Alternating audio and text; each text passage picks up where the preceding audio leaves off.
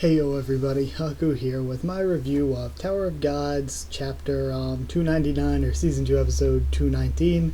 And man, we're getting up there, about to be 300 next week, and I'm really pumped for 300 because I feel like it's going to be something really surprising, or at least something really huge, just because of the way that even SIU is sort of hyped up 300. So it's going to be really good next week. But either way, for 299, I didn't have a lot of notes on the actual content because it's like it was mostly fighting panels and stuff, and when it's like mostly fighting, the recap is kind of short and it's mostly about personal thoughts, and that's kind of gonna be how it is here. As for personal thoughts right off the bat, did I think the ending of Bomb vs. Kaiser was as hype as Bomb vs. Joaquin? No, I thought the fight was amazing, probably possibly one of my top 5 in the series. There are a lot of good fights in Tower of God, but this one is certainly up there. But then again, the Bomb and Joaquin fight is just, I feel like it's going to take a while for another Tower of God fight to top that, because that was sort of just like a huge climax, like a pinnacle for a part of the series. The whole arcs all leading up to Joaquin sort of led to that. So while this was amazing, it wasn't that. But what I really loved about this, like in this chapter and the fight as a whole, just talking about the fight as a whole for a second, is all of the scenes where Kaiser had all the weapons flying around Bomb and Bomb was dodging through them with the Blue War. And we've had a lot of that over the past 3 or 4 chapters, but I love that. I just think each and every time that it was done differently, and it looked nice in a way that was similar but still different each time, so I really love that. But getting into the actual recap and talking about like what I liked part by part, I feel like the Bomb vs. Kaiser fight ending was almost overshadowed for me by finding out about all this princess stuff. Like at the beginning, we see Hatsu's friggin' crazy power, and Shiliel actually thinks he's bluffing, that she's like, there's no way that a regular could use a weapon that can do this kind of damage without igniting it or anything. But he says that he can't control his dong when it's, when it's ignited. So yeah, he can't control Donghae when ignited. So that I find interesting as well. So he was planning to ignite it, it seems. And if he was planning to, it makes you wonder, how strong is Hatsu, since the fight was interrupted and we don't really get to see it? Because I said that I thought with this weapon and the way he was fighting and was able to break the sword of a princess, I was like, at this point I feel like Hatsu could have taken out Inietta pretty well, because his specialty is sword fighting. But I don't know.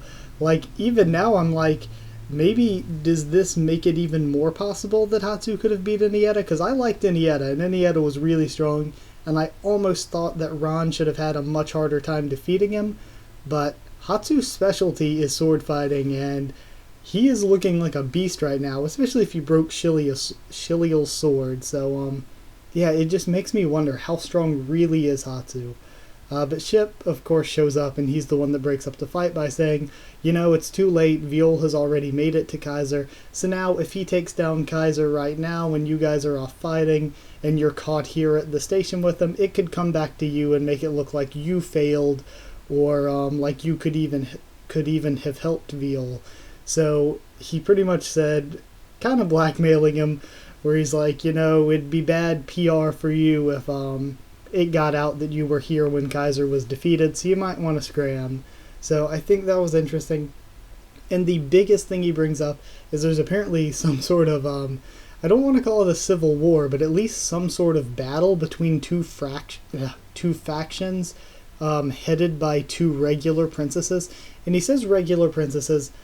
I don't know if, like, when you're making theories and stuff, like all the people that do the theories on the Reddit and stuff, you can't always trust what the, we have found out you can't always trust what the translation says, even the official translation, when it comes to that kind of thing.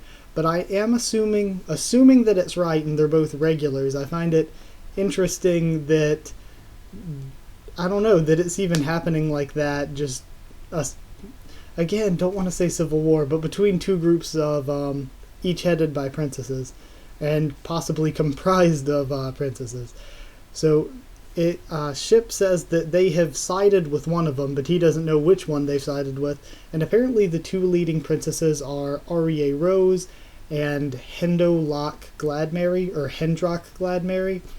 And honestly, I've said before, I hate when the official translation keeps changing up names for characters, but Hendolak and Hendrock are probably sort of similar when said from Korea, from like the Korean perspective, like Hendorak or something. It's probably pretty close. So I don't know. I don't know which one they're gonna stick with. If they're gonna correct it and say, "Oh, we were wrong. It's Hendolak. We just mistranslated this chapter," or if they're gonna stick with Hendrock going into the future.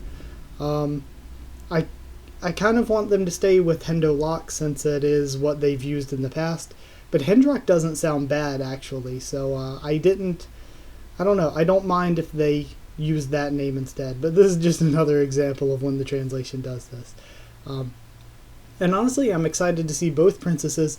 And again, it sort of brings up what I talked about a little bit in the live reaction, where people have been saying, especially lately on the Reddit, and again, I don't even go on the Reddit that often, but they've been saying, SIU said that his older blog posts, he's changed his mind a lot since then, and again, I think this is a really good thing, but he's changed his mind a lot since then. So some of the things there might not be accurate anymore, like the rankings of the top 20 high rankers. He might change that around a little for the actual story, or the history of some of the princesses and 10 families. He might change that around a little for the actual story.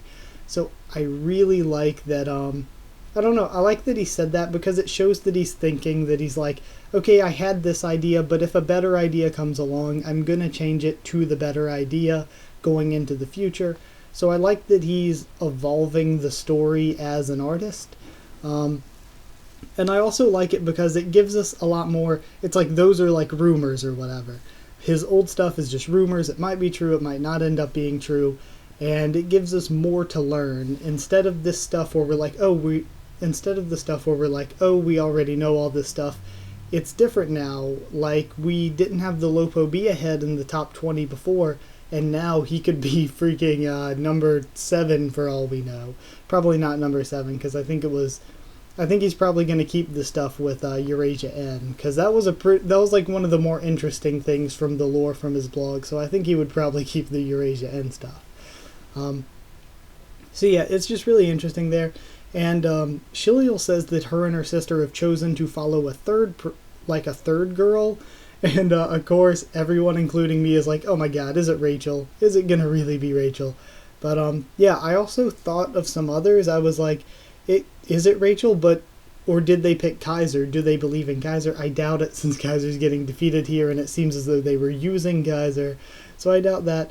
I also thought, what if they just meant themselves? What if they're like, we chose a different girl, ourselves? Or another one I've seen, I think I saw somebody else bring it up too, but I didn't really think that much into it, but I was like, what if it's Maria, the stepsister that Kun helped become a princess?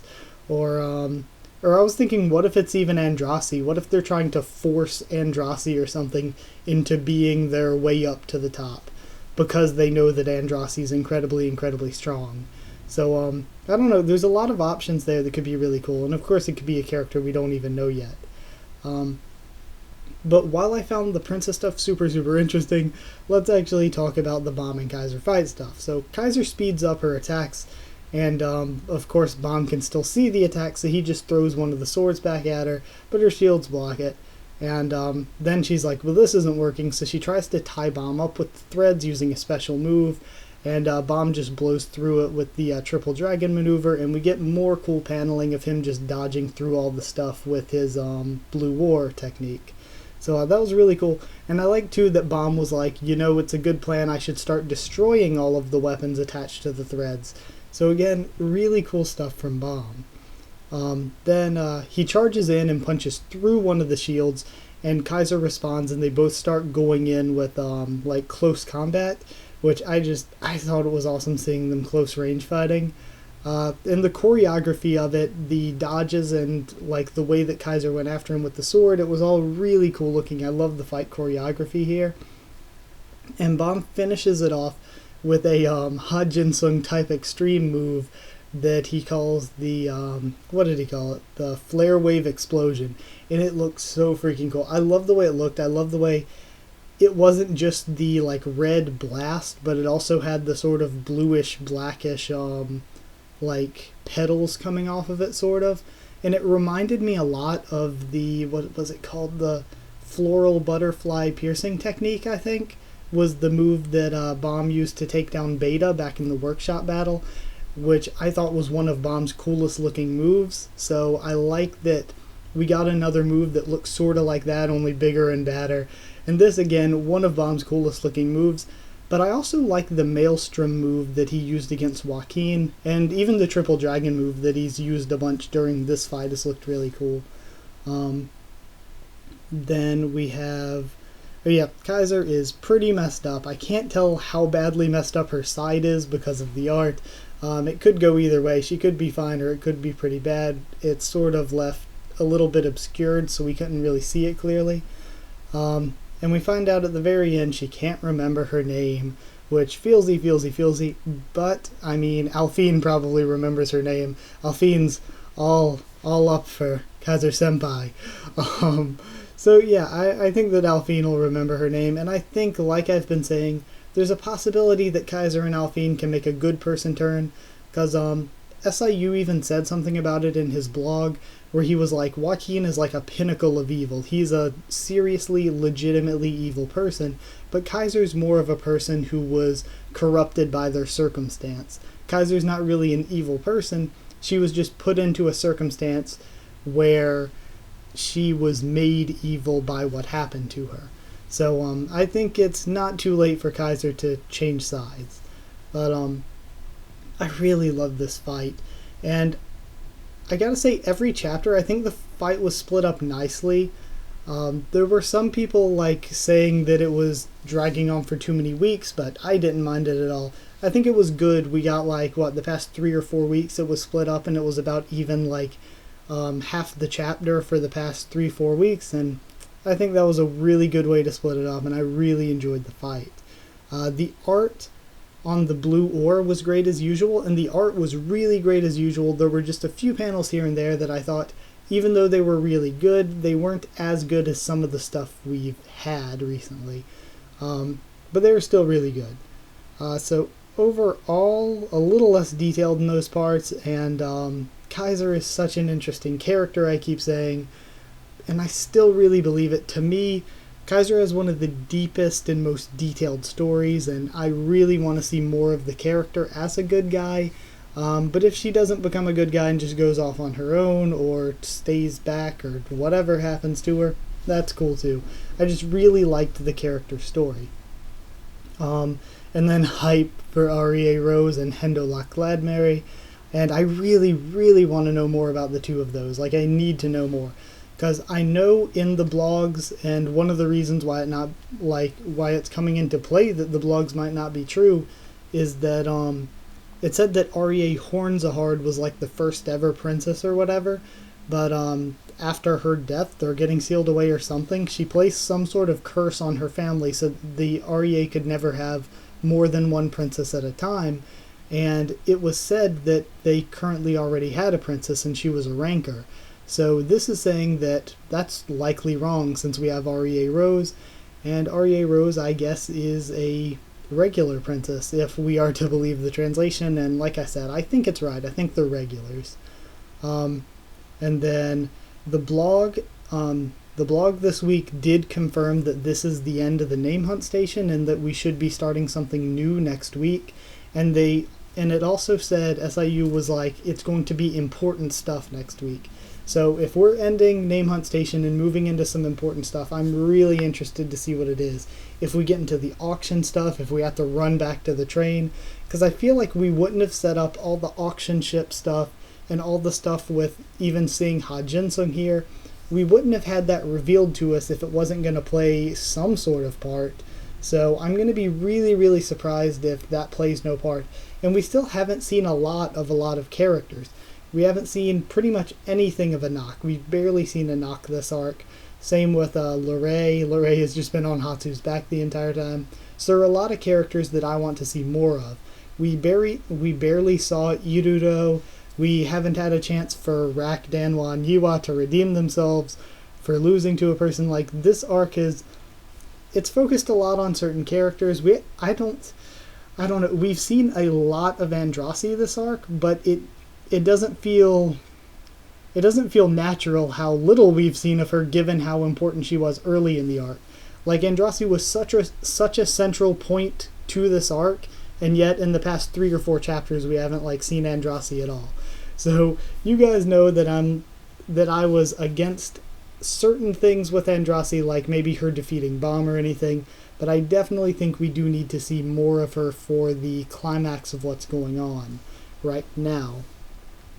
Maybe even Ship's team will go with them. I wasn't expecting Ship's team to go with them on the Hell Train, but maybe they will.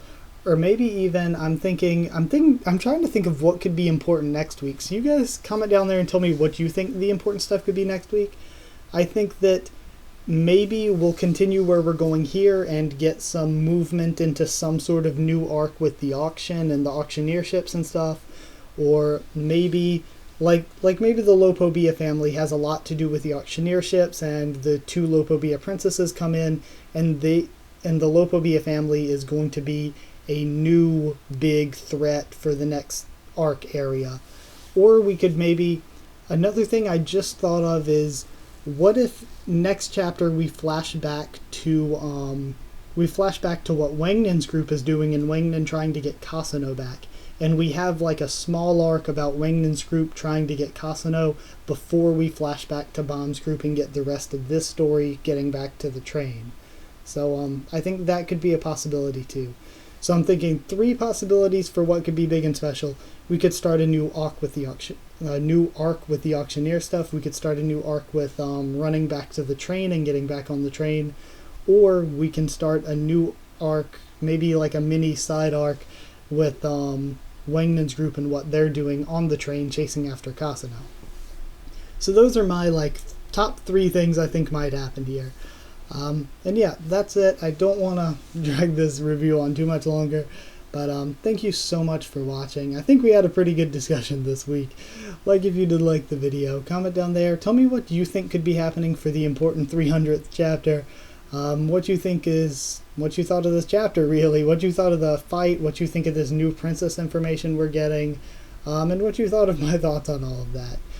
Subscribe for more Tower of God and a ton of other stuff. Walking Dead we're going to be doing a lot more soon because of the show coming back. And just a ton of other anime and manga. So yeah, subscribe for all that if you want. And follow on Twitter if you want as well. And I'll try to keep you updated there on stuff for the channel, posting stuff, pushing stuff back, etc. And that's it. So thank you once again for watching. And I'll see you all next time.